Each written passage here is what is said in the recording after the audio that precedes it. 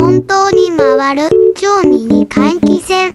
買ってきてやってみよう。取ってきました。換気扇ってさ、あんま家にないよね。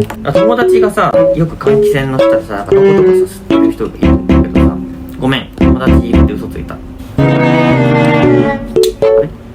これだけか。なんかシールがある。汚れてるシールも貼るんだ、これ。とりあえず汚れてるシール、ここから貼ります。綺麗だよね。貼りました。こんな感じ。なんか汚いね、やっぱり。チャカチャカチャカチャ。換気扇。料理をよくする人の家とかこんな感じだよね。俺んち料理しないからさ、する